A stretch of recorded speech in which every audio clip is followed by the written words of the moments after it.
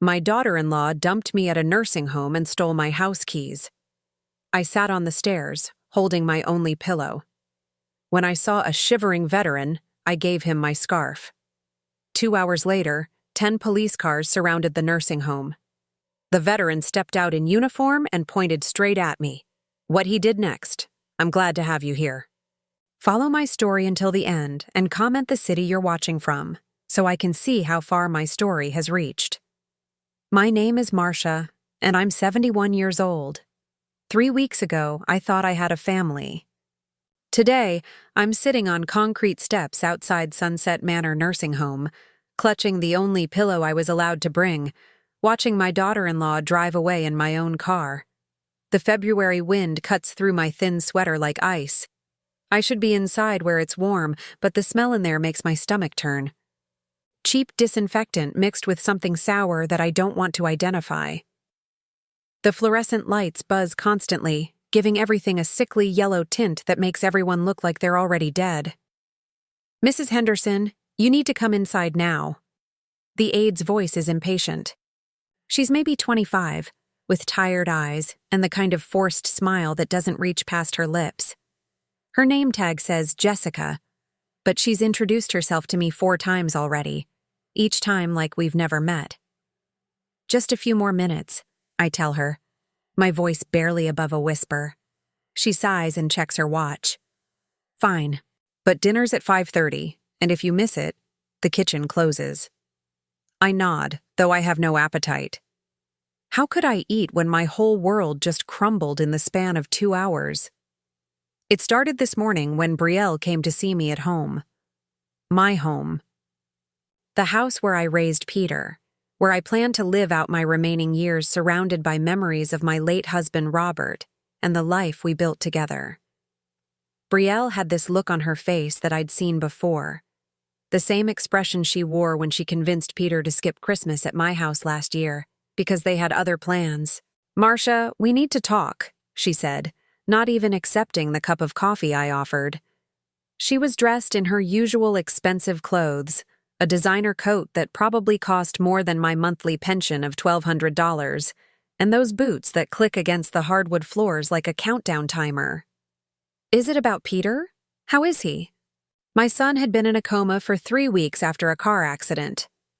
The doctor said his brain swelling was going down, that there were good signs, but Brielle had been controlling who could visit. I'd only seen him twice. That's what I want to discuss. She sat down at my kitchen table, the same table where I used to help Peter with his homework, where we celebrated his high school graduation, where Robert and I shared our last breakfast together before the cancer took him. The doctors think Peter's recovery is going to take a long time, months, maybe longer. My heart clenched. But he's getting better, right?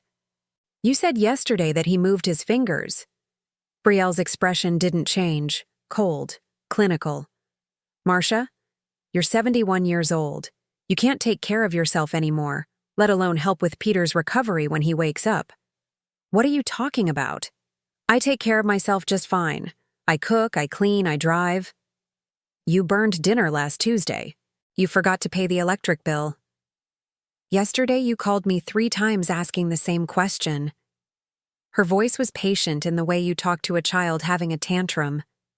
I felt heat rise to my cheeks. I was worried about my son. Of course I called. And I didn't burn dinner. I just let it cook a little longer than usual. The smoke detector went off, Marcia. Mrs. Patterson next door had to come check on you. That was true, but it wasn't because I was losing my mind. It was because I was distracted, terrified that I might lose the only family I had left. But trying to explain that to Brielle was like trying to explain color to someone who'd been blind their whole life. I've made arrangements, she continued, pulling out a folder from her purse. Sunset Manor has an opening. It's a nice place, very clean, with activities and medical staff available around the clock. The words hit me like a physical blow. You want to put me in a nursing home? It's what's best for everyone. You'll have people to take care of you, and I can focus on Peter's recovery without worrying about you. But this is my house. Peter grew up here. This is where I belong. Brielle's mask slipped for just a moment, and I saw something ugly underneath. Impatience. Annoyance. Like I was an inconvenient problem she needed to solve. Peter signed the papers before his accident. He was already concerned about you living alone. That's not true. Peter would never. Here's his signature. She slid a document across the table. There it was, in my son's handwriting. Peter Henderson. But something about it looked wrong. Rushed. Not like Peter's usual careful penmanship. I don't understand. Why didn't he talk to me about this? Because he knew you'd react exactly like this. Look, Marcia, this doesn't have to be permanent. Once Peter's better and we get settled, maybe we can look at other arrangements. The hope in those words was worse than outright cruelty. She was giving me just enough to make me cooperate, a carrot dangled in front of a donkey. 2 hours later, I was in Brielle's car with a single suitcase and my pillow. She'd packed for me while I sat in shock at the kitchen table, choosing what she thought I'd need. She left behind my photo albums, my recipe books, the quilt my mother made for my wedding. They don't have room for all this, she said when I protested. We'll bring more later. But I knew there wouldn't be a later. Not the way she meant it. The ride to Sunset Manor was silent, except for the radio playing some generic pop song about love and happiness. Brielle drummed her fingers on the steering wheel, checking her watch every few minutes like she had somewhere more important to be. When we pulled up to the building, my heart sank. It wasn't the nice place she'd described. The paint was peeling, the parking lot was full of potholes, and the sign out front was missing half its letters. The smell hit me the moment she opened the car door. That institutional smell that clings to your clothes and follows you home. Here we are, Brielle said with false cheer. Your new home. The check-in process was a blur of paperwork and condescending smiles. The administrator, a thin woman with gray hair pulled back in a severe bun, spoke about me like I wasn't standing right there. Mrs. Henderson has mild cognitive decline, Brielle explained, though I'd never been diagnosed with anything of the sort. She gets confused easily and can't live independently anymore. I wanted to scream, to tell them she was lying, but the words stuck in my throat. Who would believe me over Brielle, with her expensive clothes and confident voice? My room was on the second floor, barely larger than a closet. It had a narrow bed, a small dresser, and one window that looked out onto the parking lot. The previous occupant had left behind a water stain on the ceiling that looked like a map of some foreign country I'd never visit. I'll come check on you soon, Brielle said, though we both knew it was a lie. She handed me my house keys, and for a moment, I thought she was giving them back to me. Instead, she plucked them from my palm. I'll need these to take care of the house while you're here. And then she was gone, leaving me alone in a place that smelled like sadness and forgotten dreams. That's how I ended up on these steps, watching the sun set over a parking lot full of rusty cars and broken promises. The temperature is dropping, and I should go inside, but I can't bring myself to move.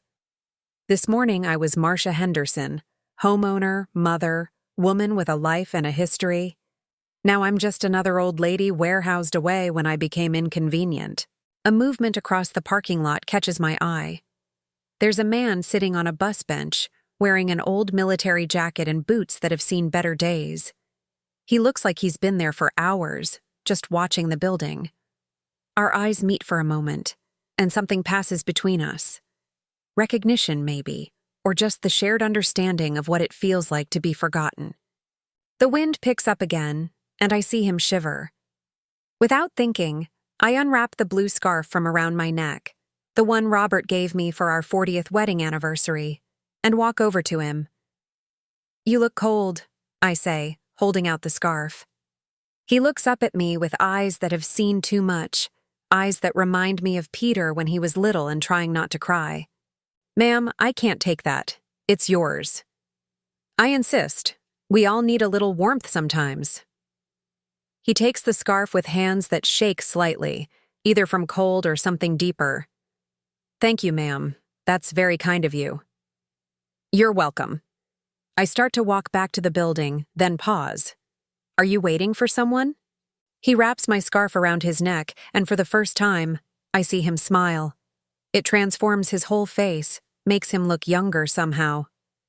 Yes, ma'am. I think I am. There's something about the way he says it that makes me look back one more time as I climb the steps. He's still watching me, and there's an intensity in his gaze that I can't quite understand, like he knows something I don't.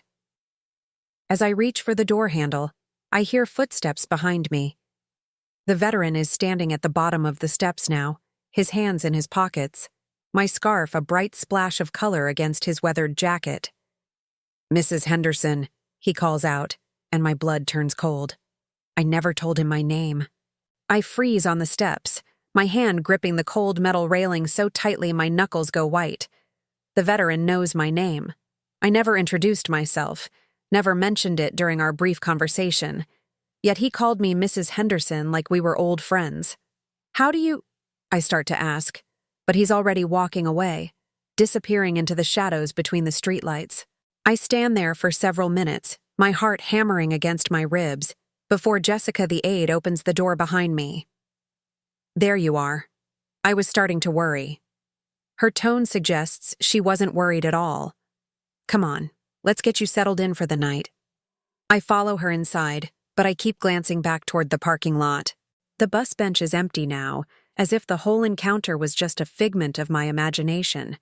But the absence of my scarf around my neck tells me it was real. That first night at Sunset Manor passes in a haze of unfamiliar sounds and smells. The walls are thin, so I hear everything. Mrs.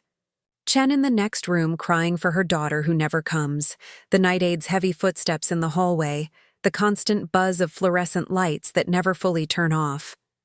I lie on the narrow bed that smells like industrial detergent, staring at the water stain on the ceiling, and wonder how my life became this small. The next morning brings no relief. Breakfast is served at 7 sharp in a dining room that echoes with the sounds of wheelchairs and walkers scraping against linoleum. The eggs are powdered, the coffee tastes like it was made yesterday, and the woman across from me keeps trying to feed her scrambled eggs to a stuffed animal she calls Harold. "You're the new one," says the woman to my left. Her name tag reads Resident Dorothy, and her white hair is perfectly styled despite the early hour. "What did you do wrong?" "Excuse me? What did you do to end up here?" Nobody comes to Sunset Manor because they want to. There's always a story. Dorothy takes a sip of orange juice and makes a face. "Powdered like everything else here. I'm here because my grandson decided my house was worth more than my happiness. You?" I consider lying, making up some story about choosing this place, but Dorothy's directness cuts through my defenses. "My daughter-in-law thinks I can't take care of myself anymore. And can you?" "I've been taking care of myself for 71 years. Dorothy nods approvingly. "That's what I like to hear. Most people here have given up fighting. Me? I call my grandson every day and remind him exactly what kind of man he's become. I wish I had Dorothy's courage. Instead, I poke at my eggs and try not to think about my real kitchen, where I used to make fresh coffee and read the newspaper at the table by the window. The day stretches endlessly. There's craft time, where we're given safety scissors and construction paper like kindergartners. There's exercise hour, which consists of sitting in chairs and moving our arms in slow circles. There's socialization time, where a cheerful volunteer reads to us from a romance novel with a shirtless man on the cover. Through it all, I find myself looking out the windows, searching for any sign of the veteran from yesterday. But the bus bench remains empty. It's not until Thursday that Brielle comes to visit. I hear her heels clicking down the hallway before I see her, that distinctive sharp sound that always reminded me of a countdown timer. When she appears in my doorway, she's carrying a small bouquet of flowers from the grocery store, the kind that costs $5 and comes in plastic wrap. "Hi, Marcia. How are you settling in?" She sets the flowers on my dresser without looking for a vase. There isn't one. "I want to go home," I tell her, not bothering with pleasantries. "Now, Marcia, you've only been here a few days. Give it a chance. She sits on the edge of my bed, careful not to wrinkle her skirt. I brought you some of your things. She hands me a small bag containing 3 photos, one of Peter as a baby, one of Robert and me on our wedding day, and one of the 3 of us at Peter's college graduation. Missing are the dozens of other photos that chronicle our lives together, the ones that tell the real story of who we were. Where are the rest of my pictures? My photo albums? Marcia, you don't need all that clutter. These are the important ones. She glances around the room with barely concealed distaste. Besides, there's no room for everything here. Oh, what about my things at the house? My furniture? I'm taking care of everything. Don't worry about it. Her voice has that edge to it that I've learned to recognize. The conversation is over. Can I see Peter? Is he awake yet? Something flickers across Brielle's face. Guilt, maybe, or annoyance. He's still unconscious, but the doctors are hopeful. When he wakes up, he's going to need all my attention to recover. That's why it's good that you're here, being taken care of. She stays for exactly 15 minutes, checking her phone twice and looking at her watch once. Before she leaves, she delivers the blow that cuts deepest. Oh, I almost forgot. I had to sell some of your furniture to help with expenses. The medical bills are piling up, and Peter's insurance doesn't cover everything. She says it casually, like she's discussing the weather. I got $15,000 for the dining room set and your bedroom furniture.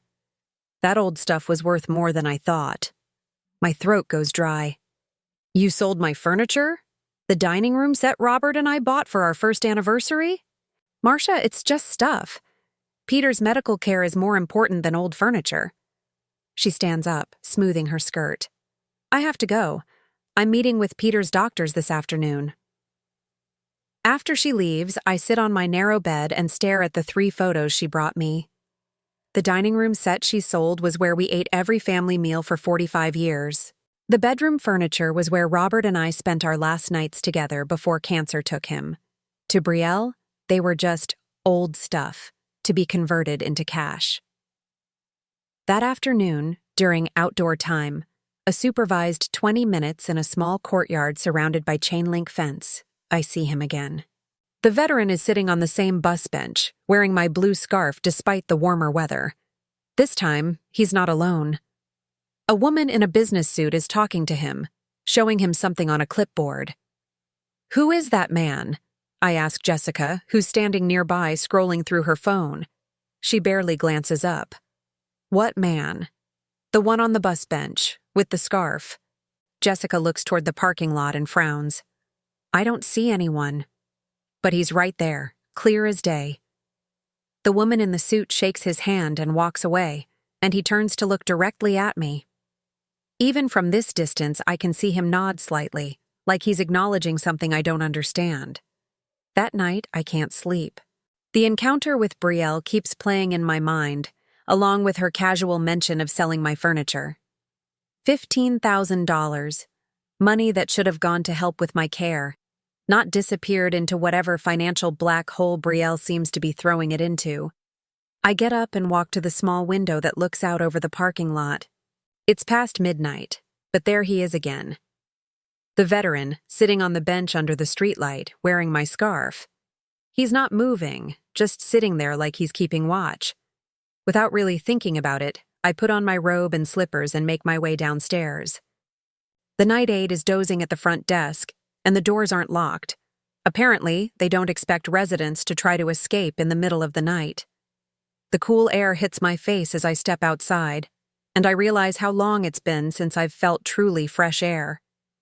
Not the recycled, disinfectant-scented air of Sunset Manor, but real air that carries the smell of grass and distant rain. The veteran looks up as I approach, as if he's been expecting me. Couldn't sleep either? He asks, his voice gentle in the darkness. Too many thoughts, I admit, sitting down on the other end of the bench. Up close, I can see that my scarf is carefully folded and clean, like he's been taking care of it. You don't have to keep that, you know, the scarf. I'd like to hold on to it a little longer if you don't mind. It reminds me of something. What? He's quiet for a long moment, studying my face in the streetlight. Kindness. Real kindness is rarer than people think. We sit in comfortable silence, two forgotten people in the middle of the night.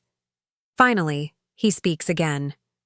Your son is lucky to have you. My breath catches. How do you know about my son? People talk. Word gets around. He adjusts the scarf around his neck. Peter, right? The car accident? I nod, unable to speak around the sudden tightness in my throat. He's going to be okay, the veteran says with quiet confidence. And when he wakes up, he's going to have questions about where you are. His wife says he signed papers to put me here. The veteran's expression hardens slightly. Did he, though? Before I can ask what he means, the sound of footsteps approaches from behind us. It's the night aide, looking annoyed and sleepy. Mrs. Henderson, you can't be out here in your pajamas. Come back inside before you catch pneumonia. I stand up reluctantly, but the veteran catches my arm gently. Everything's going to change soon, he says quietly, so only I can hear. Trust me. As I'm led back inside, I turn to look at him one more time. He's still sitting there under the streetlight, my blue scarf bright against the darkness, watching Sunset Manor like a sentinel. I don't know who he is or how he knows about my family, but something about his presence makes me feel less alone. For the first time since Brielle abandoned me here, I have the strange sensation that someone is looking out for me. I just have no idea how much that's going to matter in the days to come. Friday morning changes everything. I'm in the dining room picking at another breakfast of powdered eggs when Jessica approaches my table, her usual bored expression replaced by something that looks almost like excitement. Mrs. Henderson, you have a visitor. He's waiting in the family meeting room. My heart leaps. Peter? Is Peter awake? No, ma'am, it's someone else. He says he's a friend of the family. I follow Jessica down a hallway I've never seen before, past offices with closed doors, and the administrator's room where I can hear her arguing with someone on the phone about unpaid invoices. The family meeting room is small and windowless, with institutional gray walls and chairs that look like they came from a church basement sale. The man waiting for me isn't the veteran from the bus bench. This is someone else entirely. Tall, clean-shaven, wearing a crisp white shirt and dark slacks. He has silver hair and kind eyes, and when he stands to greet me, there's something authoritative about his posture that commands respect. Mrs. Henderson, thank you for seeing me. My name is James Morrison. He extends his hand, and his grip is firm and warm. I apologize for the unusual circumstances, but I needed to speak with you privately. I don't understand. How do you know me? Are you from the hospital? Is this about Peter? Please, sit down. He waits until I'm seated before taking the chair across from me. Mrs. Henderson, I need to be completely honest with you about why I'm here. I'm a retired military investigator, and for the past month, I've been conducting an informal investigation into this facility. My brain struggles to process his words. Investigation? What kind of investigation? Sunset Manor has been the subject of several complaints filed with the state health department. Allegations of neglect, financial exploitation of residents, falsified medical records. I was asked to look into these claims by some concerned family members whose loved ones had difficulties here. The room suddenly feels smaller, the walls pressing in. Are you saying this place is... Let's just say it's not operating according to the standards it should be. Morrison's voice is gentle but serious. Mrs. Henderson, I need to ask you something, and I want you to think carefully before you answer. Did you choose to come here? The question hits me like a physical blow. No, my daughter-in-law. She said it was necessary, that I couldn't take care of myself anymore. And do you believe that's true? I was taking care of myself just fine until 3 days ago. The words come out stronger than I intended, fueled by a week's worth of suppressed anger. I cook, I clean, I manage my finances. I drive. There's nothing wrong with me except that I was worried about my son. Morrison nods, making notes on a small pad. Your son Peter is in the hospital following a car accident, correct? Yes. He's been in a coma for almost a month now. How do you know about that? Mrs. Henderson, I'm going to share something with you that might be difficult to hear. Morrison sets down his pen and meets my eyes. Your son woke up from his coma yesterday morning. The world tilts sideways. I grip the arms of my chair to keep from falling over. What? That's impossible. Brielle would have told me. She would have... Your son has been asking for you constantly since he regained consciousness. The hospital staff tells me he's been increasingly agitated because no one will tell him where you are. But Brielle said.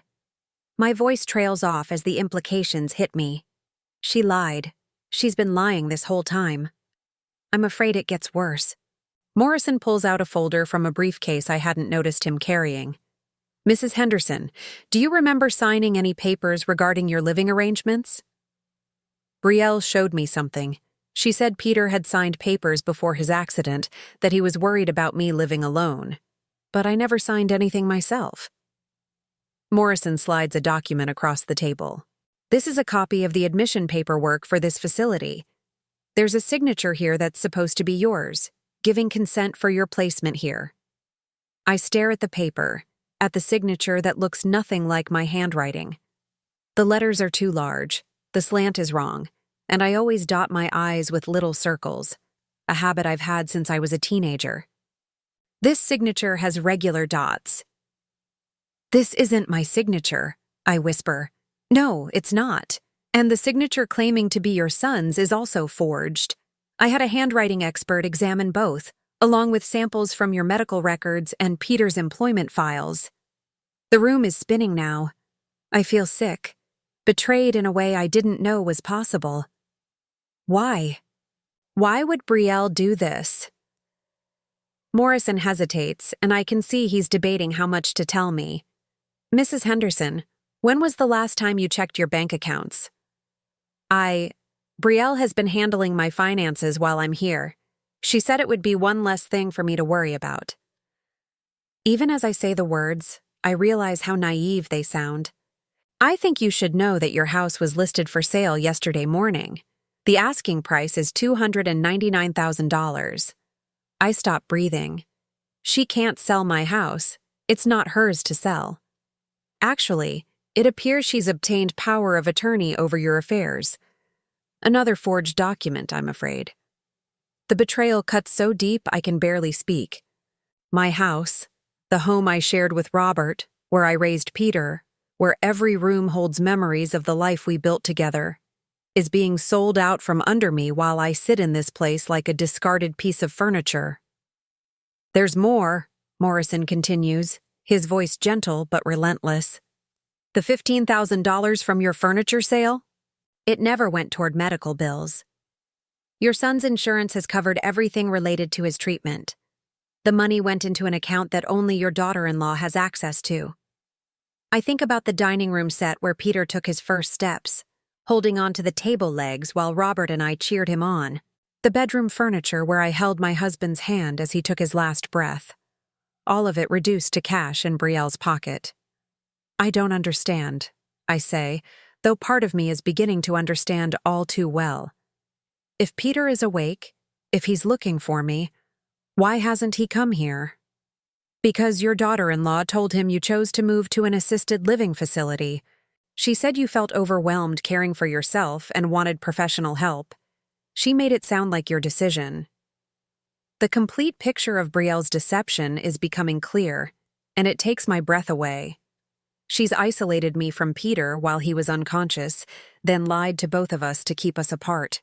She's stolen my money, forged legal documents, and is selling my home while I sit in this awful place believing I have nowhere else to go. How do you know all this? I ask. Why are you investigating Brielle specifically? Morrison is quiet for a long moment. Then he reaches into his jacket pocket and pulls out something that makes my heart stop. It's my blue scarf, the one I gave to the veteran on the bus bench. Mrs. Henderson, I need to come clean about something else. That man you met outside, the veteran you gave your scarf to, that was me. I stare at him, trying to reconcile this well-dressed, authoritative man with the shabby figure who'd been sitting on the bus bench for days. I don't understand. I've been watching this place for 3 weeks, documenting the comings and goings, the treatment of residents, the condition of the facility. I was undercover, trying to gather evidence, when you offered me your scarf. He pauses, and for the first time since he introduced himself, his professional composure cracks slightly. When you offered kindness to someone you thought was a homeless veteran, someone most people would walk past without a second glance, I knew you were exactly the kind of person this investigation was meant to protect. So everything you told me the other night was true. Your son is going to have questions when he finds out where you really are, and everything is going to change soon. Morrison stands up, tucking the folder back into his briefcase. Mrs. Henderson, I need to ask you something important. If I could arrange for you to see your son, would you want that? More than anything in the world. And if I told you that we could stop your house from being sold, get your money back, and hold the people responsible for what happened to you accountable, would you be willing to help me make that happen? For the first time in a week, I feel something I'd almost forgotten. Hope. Not the false hope Brielle dangled in front of me with promises of maybe later, but real hope backed by action and evidence. What would I need to do? Morrison's smile is warm and reassuring. Just be yourself, Mrs. Henderson. Tell the truth. And trust that there are still people in this world who believe that what happened to you is wrong. As he prepares to leave, I have one more question. How did you know my name that first night? I never told you who I was. I'd been studying the admission records for this place. Your case stood out because of how quickly you were processed and how unusual it was for someone to be admitted without any prior medical evaluation or family consultation. When I saw you sitting on those steps, looking so lost and confused, I suspected you might be Marcia Henderson. And the scarf convinced you? The scarf told me everything I needed to know about your character. Morrison moves toward the door, then turns back. Mrs. Henderson, I want you to know that what you did that night, offering comfort to a stranger when you had every reason to focus only on your own problems, that act of kindness is what gave me the motivation to accelerate this investigation. You reminded me that there are people worth fighting for. After he leaves, I sit alone in the gray room for a long time, processing everything I've learned. Peter is awake. Peter is looking for me. Brielle has been lying to both of us, stealing from me, destroying my life piece by piece while I sat here believing I was a burden too heavy for my own family to bear. But now I know the truth, and Morrison is right. Everything is about to change. As I make my way back to my room, I pass Dorothy in the hallway. She takes one look at my face and grabs my arm. Something's happened, she says. It's not a question. My son is awake, I tell her, and he's been looking for me. Dorothy's eyes light up with something fierce and satisfied. I told you to keep fighting. Now what are you going to do about it? For the first time since this nightmare began, I know exactly what I'm going to do. I'm going to get my life back, and I'm going to make sure Brielle understands that she picked the wrong woman to destroy. I don't sleep that night. How could I? Every time I close my eyes, I see Peter in his hospital bed, confused and afraid, asking nurses where his mother has gone while Brielle feeds him lies about my choice to abandon him. By 6 a.m, I'm dressed and waiting by my window, watching the parking lot for any sign of Morrison's return. The bus bench sits empty under the gray dawn light, and I find myself missing the mysterious veteran who turned out to be my unlikely savior. Breakfast passes in a blur. Dorothy keeps shooting me meaningful looks across the dining room, but I can't bring myself to eat or make conversation. All I can think about is Peter, awake and alone, believing his mother chose to leave him when he needed her most. At 9:30, Jessica appears at my table again. Mrs. Henderson, you have another visitor. My heart pounds as I follow her down the hallway, hoping against hope that somehow Morrison has managed to bring Peter here. But when I enter the family meeting room, it's Brielle sitting at the table, looking perfectly put together in a cream-colored suit that probably costs more than my monthly pension. "Hello, Marcia."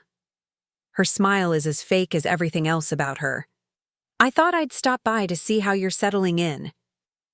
I take the chair across from her, studying her face with new eyes. How had I never noticed the coldness behind her practiced expressions? How had I missed the calculating way she measures every word before speaking? "I'm fine," I say carefully, remembering Morrison's advice to just be myself and tell the truth. "How's Peter?" Something flickers across her face. Guilt, maybe, or annoyance at being reminded of her lies. Still the same. "The doctors say it could be weeks before there's any change." The casual way she lies to my face makes my stomach turn. Peter has been awake for 2 days, asking for me, and she's sitting here telling me he's still unconscious like it's the most natural thing in the world. "I was hoping to visit him today," I say, watching her reaction. "Oh, Marcia, I don't think that's a good idea. The ICU has very strict rules about visitors, and with your condition, it might be too stressful for you." "My condition?" "Your confusion, your memory problems. The doctors here mentioned that you've been having some episodes." Brielle's voice is patient, condescending. "Yesterday you told one of the aides that a stranger was investigating this place. You said he was sitting outside watching the building." I keep my expression neutral, though my pulse quickens. How does she know about Morrison? Has someone at Sunset Manor been reporting back to her? "I did see someone outside," I say truthfully. "He was sitting on the bus bench." "Marcia, there's no bus stop near this building. The closest one is 6 blocks away." Brielle leans forward, her voice taking on the tone you'd use with a confused child. "This is exactly what I'm talking about. You're seeing things that aren't there, making up stories about investigations and strangers. It's all part of the progression." "Progression of what?" "Your dementia, sweetheart. It's getting worse." The word hits me like a slap. I don't have dementia. No doctor has ever diagnosed me with anything like that. Well, no, not officially, but the signs are all there. The confusion, the paranoia, the memory lapses. Dr. Martinez here at the facility has been documenting your symptoms. I think about Dr. Martinez, a tired-looking man who spent exactly 5 minutes examining me when I arrived, asking basic questions about my name and the date while barely looking up from his clipboard. He never ran any cognitive tests, never asked about my medical history, never did anything that resembled a proper neurological evaluation. "I'd like to see these documented symptoms," I say. "Oh, Marcia, you don't need to worry about medical paperwork. That's what family is for." Brielle reaches across the table and pats my hand in a gesture that's meant to look caring, but feels patronizing. "I'm handling all of that for you. Just like she's handling my finances. Just like she handled the sale of my furniture and the listing of my house." The pattern is becoming crystal clear. Isolate me, label me as incompetent, and take control of everything I own while keeping me too confused and powerless to fight back. "Speaking of handling things," I say, testing the waters, "how are the expenses working out? You mentioned that Peter's medical bills were mounting up."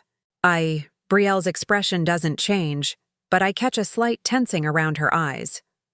"It's been challenging. The insurance doesn't cover everything, and some of the specialists require payment up front. That's why selling your furniture was so helpful. $15,000 seems like a lot for old furniture." "Well, some of those pieces were antiques, more valuable than they looked." She checks her watch, a Rolex that I'm suddenly certain wasn't purchased with her part-time job income. "I should probably get going. I want to stop by the hospital before visiting hours end." "Give Peter my love," I say, the words tasting bitter in my mouth. "Of course." Brielle stands, smoothing her skirt. "Oh, I almost forgot. I brought you something." She pulls a small bottle from her purse and sets it on the table. It's a prescription bottle with my name on it, filled with small white pills. Dr. Martinez prescribed these to help with your anxiety and confusion. The nurse will make sure you take them with your evening meal. I pick up the bottle and read the label. Haloperidol, a powerful antipsychotic medication often used to sedate agitated patients. The dosage is high, much higher than would typically be prescribed for someone my age without serious psychiatric symptoms. I don't feel anxious or confused, I tell her. That's part of the illness, Marcia. People with dementia often don't realize they're having problems. That's why it's important to trust the medical professionals. Brielle gathers her purse, preparing to leave. I'll check on you again in a few days. After she's gone, I sit alone with the pill bottle in my hands, understanding finally hitting me with devastating clarity. This isn't just about money or control. Brielle is systematically destroying my mind, using medication to create the very symptoms she claims I already have. If she can make me genuinely confused and incoherent, her story about my mental decline becomes self-fulfilling. I slip the pills into my pocket. There's no way I'm taking medication prescribed by a doctor who spent 5 minutes evaluating me, especially not at the request of someone who's already proven she'll lie about anything to get what she wants. That afternoon, during outdoor time, I sit on the bench where I first met Morrison and wait. I don't have his phone number or any way to contact him, but somehow I know he'll come back. Men like him don't start investigations they don't intend to finish. I don't have to wait long. At 3:15, I see him walking across the parking lot, once again dressed as the shabby veteran, complete with military jacket and worn boots. But now that I know who he really is, I can see the authority in his bearing, the way his eyes constantly scan the environment, cataloging details. Mrs. Henderson. He sits down beside me, keeping his voice low. How are you holding up? Brielle came to see me this morning. She brought me these. I show him the pill bottle. Morrison takes it, studying the label with a deepening frown. Haloperidol. High dosage. This could knock out someone half your age, let alone a woman in her 70s. She said Dr. Martinez prescribed it for my anxiety and confusion. Dr. Martinez lost his license to practice medicine in 2 other states before coming here. He's not qualified to prescribe aspirin, let alone powerful psychiatric medications. Morrison hands the bottle back to me. Don't take these, Mrs. Henderson, not even one. She also told me that Peter is still unconscious. She's planning to visit him this afternoon. Actually, she's not going to the hospital. We've been monitoring her movements since yesterday. She's been telling Peter that you're too upset to see him right now, that you need time to adjust to your new living situation before you're ready for visitors. The cruelty of it takes my breath away. So he thinks I'm rejecting him. Not for much longer. Morrison's voice is grim but determined. Mrs. Henderson, I need to tell you what we've discovered in the past 24 hours. It's going to be difficult to hear, but you deserve to know the full scope of what you're dealing with. I brace myself, though I'm not sure anything could shock me more than what I already know. Your daughter-in-law has been planning this for at least 6 months. We found evidence that she was researching power of attorney laws and elder care facilities long before Peter's accident. She also took out a $200,000 life insurance policy on your son 3 months ago. The implication hits me like ice water. You think she caused Peter's accident? We're investigating that possibility. The crash happened on a road Peter travels every day to work, at a time when traffic should have been light. A witness reported seeing a vehicle that matched your daughter-in-law's car in the area, but she claimed she was at work that day. My hands start shaking. The woman I trusted with my son, the woman I welcomed into our family, may have tried to kill him for insurance money. And when he survived, she pivoted to a different plan. One that involved destroying me to get access to whatever assets she could claim. There's more, Morrison continues. We've traced your stolen $15,000. It went toward the down payment on a new car for your daughter-in-law. We also found evidence that she's been forging your signature on checks for months, taking small amounts that you might not have noticed. The violations just keep piling up. Every aspect of my life that I thought was safe has been compromised. Every trust betrayed. What about my house? Still listed for sale, but we've put a legal hold on the transaction pending our investigation. The real estate agent was very cooperative once she understood that the power of attorney documents were forged. Can I see Peter? I need him to know that I didn't abandon him. Morrison is quiet for a moment, then nods. Tomorrow morning. I'll arrange it so that your daughter-in-law won't be there. But, Mrs. Henderson, I need you to be prepared for the fact that Peter has been manipulated just as thoroughly as you have. He may not immediately believe that his wife has been lying to him. I understand, but I need him to hear the truth from me. There's one more thing. Morrison reaches into his jacket and pulls out a small digital recorder. I need you to get your daughter-in-law talking about what she's done. If she brings up your medication, your mental state, anything about your living arrangements or finances, I need you to keep her talking and record the conversation. You want me to trick her into confessing? I want you to give her enough rope to hang herself with. People like your daughter-in-law are overconfident. They believe their own lies so completely that they'll often reveal more than they intend to when they think they're in complete control. I take the recorder, surprised by how light it is. Such a small device to bring down such an elaborate deception. Mrs. Henderson, I want you to know that what your daughter-in-law has done to you is criminal. Document forgery, financial elder abuse, false imprisonment, fraud. She's committed at least 6 felonies. By the time we're finished, she'll be facing serious jail time. As Morrison prepares to leave, I have one last question that's been nagging at me. Why? I ask. Why are you doing all this? I know you said it started as an investigation into this place, but it's become so much more than that. Why do you care so much about what happens to me? Morrison is quiet for a long moment, staring out at the parking lot. When he speaks, his voice is softer than I've heard it before. Because 15 years ago, someone did something very similar to my mother. By the time I found out what was happening, it was too late. She died in a place like this, believing that her family had abandoned her. He turns to look at me, and I can see old pain in his eyes. I couldn't save her, but maybe I can save you. That night, I lie in my narrow bed holding the digital recorder, thinking about tomorrow's reunion with Peter. I wonder if he'll forgive me for the confusion Brielle has caused, if he'll believe me when I tell him the truth about what his wife has done. But mostly, I think about Morrison's mother, dying alone in a place like Sunset Manor, and I understand that this fight isn't just about me anymore. It's about every elderly person who's been discarded, manipulated, and abused by people who were supposed to love them. Tomorrow, I get my son back, and soon, Brielle is going to discover that she underestimated the wrong woman. Saturday morning arrives with the promise of seeing Peter again, but it also brings something unexpected.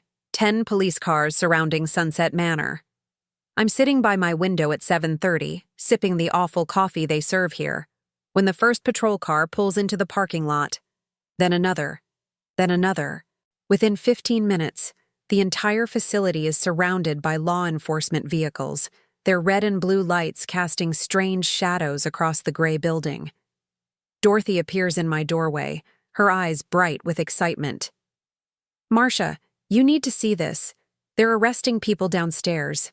I follow her to the common room, where other residents have gathered at the windows to watch the commotion outside. Through the glass, I can see uniformed officers escorting people from the building in handcuffs. Dr. Martinez is among them, his usually confident demeanor replaced by panic as he's led to a police car. "What's happening?" asks Mrs. Chen, the woman whose daughter never visits. Before anyone can answer, Morrison appears in the doorway of the common room. But this isn't the shabby veteran or the quietly dressed investigator I've come to know. This is Colonel James Morrison in full military dress uniform, his chest decorated with ribbons and medals that speak of a distinguished career. His presence commands immediate attention from everyone in the room. Ladies and gentlemen, he announces, his voice carrying the authority of someone accustomed to being obeyed. My name is Colonel James Morrison, United States Army Criminal Investigation Command, retired. This facility has been under federal investigation for violations of elder care regulations, financial fraud, and abuse of residents. A murmur runs through the gathered residents. Some look confused, others frightened, but I see relief on several faces. The relief of people who've been mistreated finally seeing justice arrive. Morrison's eyes find mine across the room. Mrs. Marcia Henderson, would you please come with me? I follow him out of the common room, past confused staff members and bewildered residents, down the hallway to where a woman in a business suit is waiting. She's tall and professional-looking, with graying hair pulled back in a neat bun and kind but serious eyes. Mrs. Henderson, this is Agent Sarah Collins from the FBI's Elder Justice Initiative. She'll be handling your case specifically. Agent Collins extends her hand. Mrs. Henderson, I want you to know that what happened to you was a serious federal crime, and we're going to make sure the people responsible are held accountable. Does this mean I can leave here? More than that, Morrison says, and for the first time since I've known him, he's smiling. It means you're going to see your son. The ride to the hospital passes in a blur of emotions.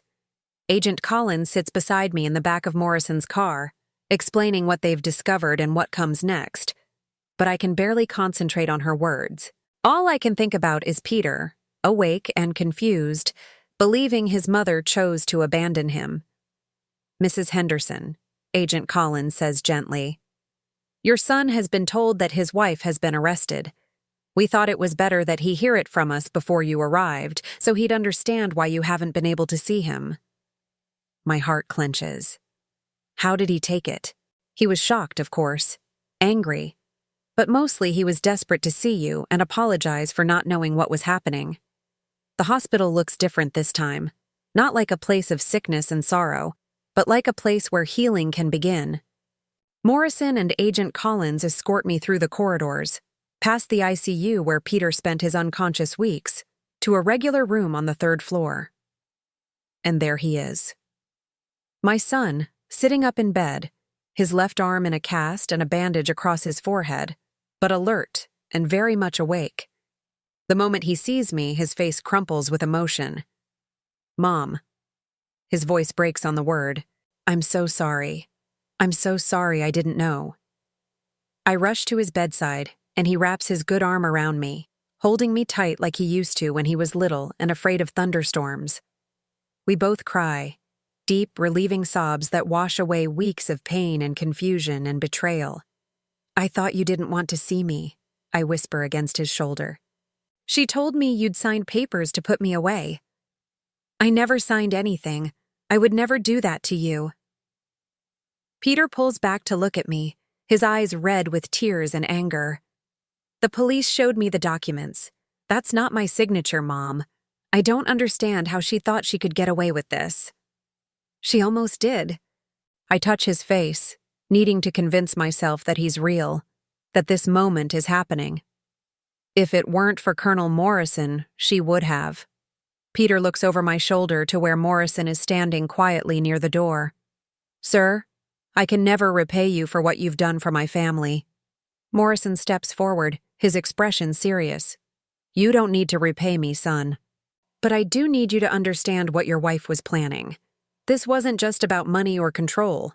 We have evidence that she may have been responsible for your accident. Peter's face goes white. What are you saying? Agent Collins moves closer to the bed. We found evidence that your wife was in the area when your accident occurred, despite her claims that she was at work. We're also investigating the timing of a large life insurance policy she took out on you 3 months ago.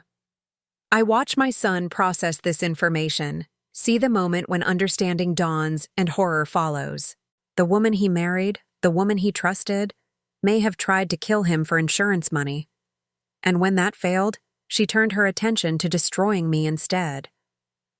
She told me you were settling into the assisted living place, Peter says, his voice hollow with shock. She said you'd decided you needed more help than you could get at home. I believed her because—" He stops, swallowing hard. "Because it's what I wanted to believe. It was easier than thinking about how scared and confused you must have been. Peter, you were in a coma. There was nothing you could have done. But I should have made arrangements before the accident. I should have had legal documents in place, should have made sure you were protected if something happened to me. Instead, I left you vulnerable to someone I thought I could trust." Agent Collins pulls out a chair and sits down beside the bed. "Mr. Henderson, your mother has shown remarkable courage throughout this ordeal. She gathered evidence that was crucial to our investigation, including this." She produces the digital recorder Morrison gave me, along with my phone. "Your wife made some very incriminating statements during her last visit, including detailed knowledge of forged documents and unauthorized financial transactions. Your mother recorded everything. I think back to yesterday's conversation with Brielle, how I'd managed to keep the recorder running in my pocket while she casually discussed my symptoms and the medication she wanted me to take. At the time, I'd been focused on gathering evidence, but now I realize what a risk I'd taken if she'd discovered what I was doing." "What happens to her now?" Peter asks. "She's been charged with elder abuse, financial fraud, forgery, false imprisonment, and attempted murder," Agent Collins says matter-of-factly. "She'll be held without bail while we continue our investigation. Given the evidence we have, she's looking at 15 to 20 years in federal prison." The room falls silent as we all absorb the magnitude of Brielle's crimes and their consequences. This woman who sat at our dinner table, who kissed my son goodnight, who called me sweetheart while systematically destroying my life, she's going to prison for a very long time. "What about Mom's house?" Peter asks. "Her money?" "The house sale has been stopped, and we're working to reverse all unauthorized financial transactions," Morrison explains. "Your mother's savings account has been frozen to prevent any further theft, and we expect to recover most, if not all, of the stolen funds." "And the furniture she sold?" Agent Collins consults her notes. "We've located the buyers and explained the situation. Most of the pieces are being returned voluntarily. For those that can't be recovered, your wife's assets will be liquidated to provide compensation." I think about my dining room table, the bedroom set Robert and I chose together for our first apartment. Some things can be replaced, but others carry memories that no amount of money can restore. Still, knowing that Brielle will face consequences for her actions provides a satisfaction that goes deeper than material possessions. "Mrs. Henderson," Morrison says, "I have something that belongs to you." He reaches into his jacket and pulls out my blue scarf, the one I gave him that first night when I thought he was just a homeless veteran in need of kindness. It's been cleaned and carefully folded, and when he places it in my hands, I can smell the faint scent of the fabric softener I used to use at home. "Thank you for trusting a stranger," he says quietly. "Your kindness that night reminded me why this work matters." Over the next hour, we make plans for my immediate future. I can't go back to Sunset Manor. Not that I'd want to, now that it's been shut down and its administrators arrested. Peter's injuries will keep him in the hospital for at least another week, and then he'll need time to recover at home. "You'll stay with me, of course," Peter says. "We have a lot of lost time to make up for." But Morrison has a different suggestion. "Mrs. Henderson, if you're interested, I have a proposition for you." He explains that he and his wife live on a small ranch outside the city where they care for his elderly mother-in-law. Sarah, my wife, not Agent Collins, has been looking for someone to help with her mother's care. Someone with experience, patience, and genuine kindness. The position comes with a private apartment, full benefits, and a salary of $2,000 a month. The offer surprises me. After everything that's happened, the idea of caring for someone else's elderly parent feels like both a blessing and a responsibility I'm not sure I'm ready for. "You don't have to decide now," Morrison continues, "but I want you to know that the job is yours if you want it." Sarah specifically requested that I ask you after I told her about your situation. As the afternoon wears on, more pieces of my old life fall back into place. Agent Collins shows me photos of my recovered furniture, explains the timeline for getting my house back on the market under my own control, and walks me through the legal process that will unfold over the coming months. But the moment that matters most comes when visiting hours are nearly over, and it's just Peter and me alone in the room. "Mom, I need to ask you something, and I want you to tell me the truth." "Of course." "Did you ever doubt that I loved you? During all of this, when she was lying to both of us, did you think I had abandoned you?" The question breaks my heart because I can see how much he needs the answer to be no. But I've learned the importance of truth, even when it hurts. "For a little while, yes. I thought maybe she'd convinced you that I was too much trouble, too much of a burden." I take his hand. "But Peter, even when I believed that, I never stopped loving you. And deep down, I never stopped hoping that somehow you still loved me too." Tears stream down his face. "I will never let anyone hurt you again. I promise you that. You don't need to protect me from the world, sweetheart. You just need to be my son. That's all I've ever wanted." As Morrison drives me back to collect my few belongings from Sunset Manor, I see police tape across the entrance and investigators still working inside. The place that was supposed to be my final home, the place where I was supposed to fade away forgotten and drugged into submission, is now a crime scene. "How long will the investigation take?" I ask. "The criminal cases could take months to fully resolve," Morrison replies. "But the important thing is that it's over for you. You're free." Free. Such a simple word, but it carries the weight of everything I've regained: my dignity, my independence, my relationship with my son, and most importantly, my future. Tomorrow, I'll start to rebuild my life. I'll consider Morrison's job offer, work with Peter to restore our home, and begin to heal from the trauma of these past weeks. But tonight, for the first time in what feels like forever, I'll sleep knowing that I'm exactly where I belong, in control of my own destiny. 6 months later, I'm sitting on the front porch of Morrison Ranch, watching the sun set over rolling hills that stretch as far as the eye can see. The air smells like wildflowers and fresh hay instead of disinfectant and despair.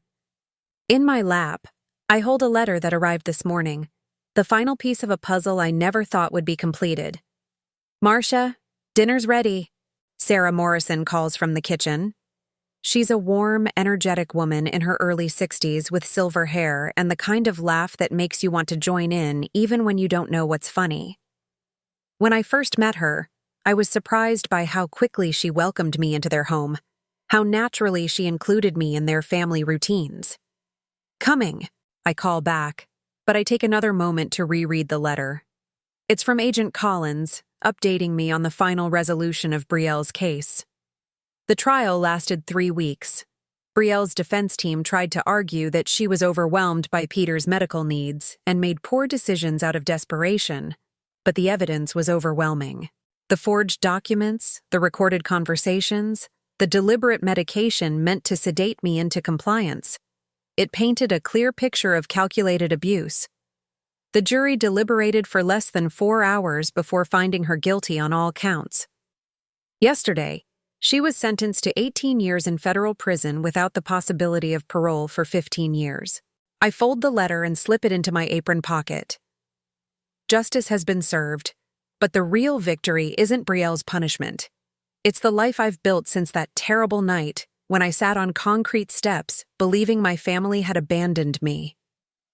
Inside the house, I find Sarah helping her mother, Elena, navigate her dinner with patient hands. Elena is 86 years old, with advanced dementia that comes and goes like weather patterns. Some days she knows exactly who I am and regales me with stories from her youth in Mexico. Other days, she thinks I'm her sister or daughter, or a stranger who's wandered into her house. "Elena's having a good day," Sarah tells me quietly. "She's been asking about you all afternoon." I sit down beside Elena and take her hand. "How are you feeling tonight, dear?" Much better since you came to stay with us, Elena says with a smile that's still radiant despite her confusion. You remind me of my mother. She had your gentle hands. This is what Morrison offered me, not just a job, but a purpose. Caring for Elena has given me back something Brielle tried to steal. The knowledge that I'm needed, that my experience and compassion have value. The work isn't always easy. There are difficult days when Elena becomes frightened and doesn't recognize any of us. When she tries to leave the house to find her long-dead husband, when the disease robs her of dignity in ways that break my heart. But there are also moments of unexpected joy, when she remembers a song from her childhood and sings it in Spanish while I brush her hair, when she looks at me with perfect clarity and says, "Thank you for taking such good care of me." After dinner, Morrison and I sit on the porch while Sarah helps Elena get ready for bed. This has become our evening routine, a quiet time to talk about the day, to share stories, to simply enjoy the peace we've both earned. How was Peter's visit last weekend? Morrison asks, settling into his rocking chair with a cup of coffee. Wonderful. He's doing so much better. I smile, thinking about my son's progress over these past months. His physical therapy is going well, and he's seeing a counselor to help him process everything that happened. He asked me again about moving back home with him. And what did you tell him? The same thing I always tell him, that I love him, but I'm exactly where I need to be right now. It's true. When Morrison first offered me this position, I thought it might be temporary, a way station while I figured out my next steps. But living here has become more than just a job. It's become a new chapter in my life that I never expected, but desperately needed. Peter struggled with my decision at first. I think part of him wanted me to move back into my old house, to pretend that none of the trauma had ever happened. But I couldn't do that. Too much had changed, and I'd discovered that I didn't want to go backward. I wanted to move forward into something new and meaningful. He's still having trouble forgiving himself, I tell Morrison. He thinks he should have seen what Brielle was doing, should have protected me better. Guilt is a heavy burden to carry, Morrison says quietly. I should know. Over these months, Morrison has told me more about his own mother's story, how she was manipulated by a caregiver who isolated her from her family, convinced her that her son didn't want to see her anymore. By the time Morrison discovered what was happening, his mother had died alone and afraid, believing her family had abandoned her. But you've turned that pain into something powerful, I remind him. How many elderly people have you helped since then? How many families have you saved from going through what we went through? Morrison nods, but I can see the old sadness still there in his eyes. Some wounds never completely heal, but they can be transformed into something that helps others. Sarah joins us on the porch, sinking into the swing with a tired sigh. Elena's all settled in. She wants Marcia to read to her tomorrow night instead of me. I think you're officially her favorite person. We laugh. But the truth is that Elena's affection has been a healing balm for my own wounded spirit. For weeks after leaving Sunset Manor, I struggled with doubts about my own worth, my own capabilities. Brielle's constant suggestions that I was failing, that I couldn't take care of myself, had planted seeds of insecurity that took time to uproot. But caring for Elena, seeing how much comfort my presence brings her, has restored my confidence in my own abilities. I'm not a burden or a problem to be solved. I'm a woman with skills, experience, and love to offer. I got a call from Dorothy today, I tell them. Dorothy, my friend from Sunset Manor, has become a regular correspondent. She's doing well at her new facility. It's a legitimate place this time. Clean, well-staffed, with actual medical care instead of warehousing. And her grandson? Still trying to repair their relationship. Dorothy says she's making him work for her forgiveness, and I don't blame her. The investigation into Sunset Manor revealed a network of abuse and neglect that affected dozens of elderly residents.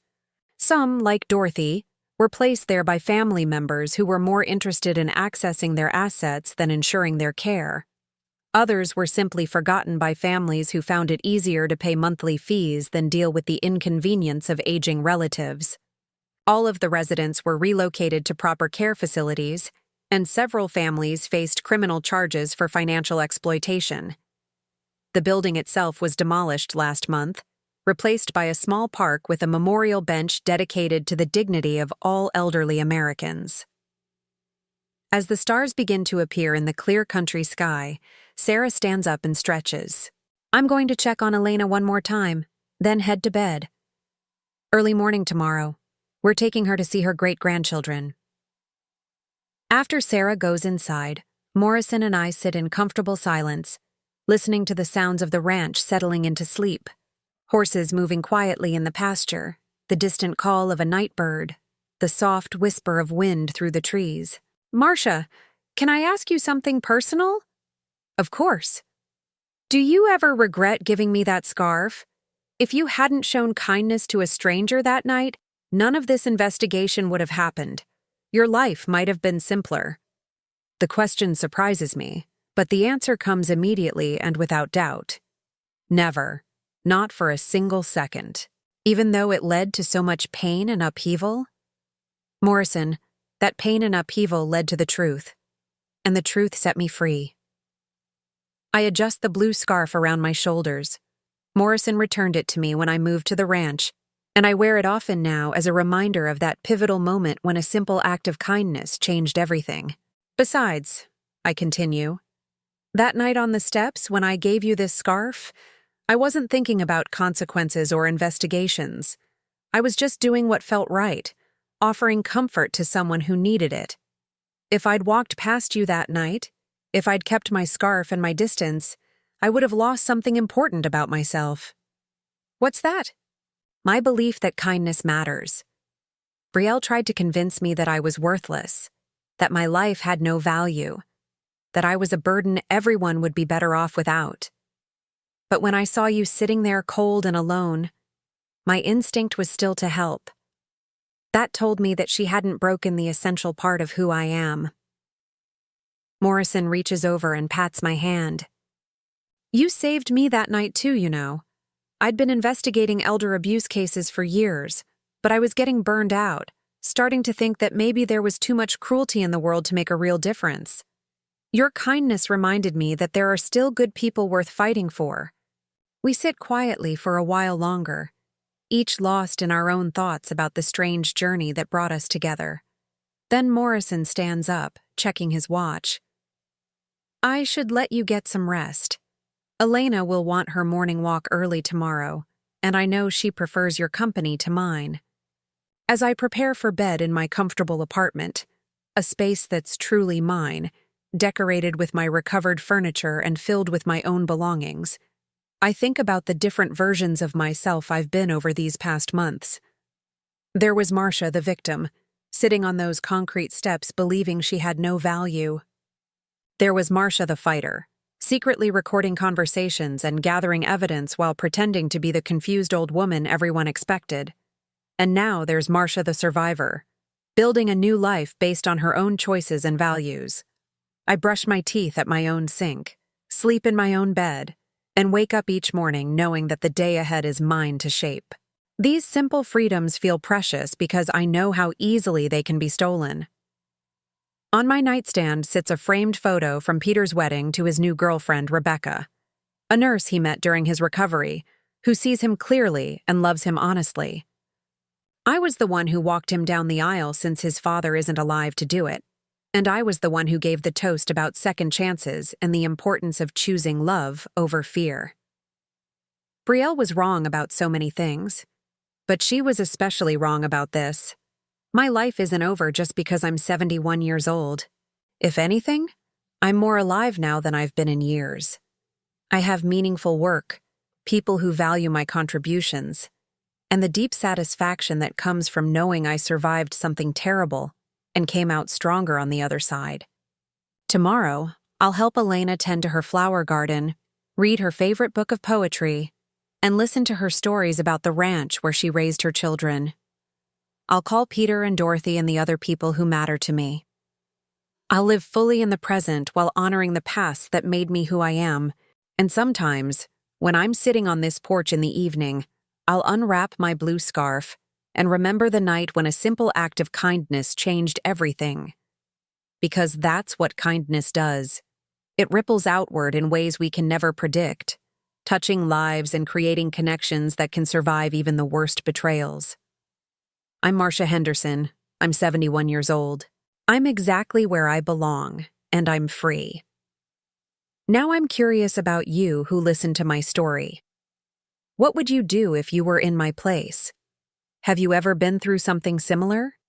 Comment below, and meanwhile, I'm leaving on the final screen 2 other stories that are channel favorites, and they will definitely surprise you.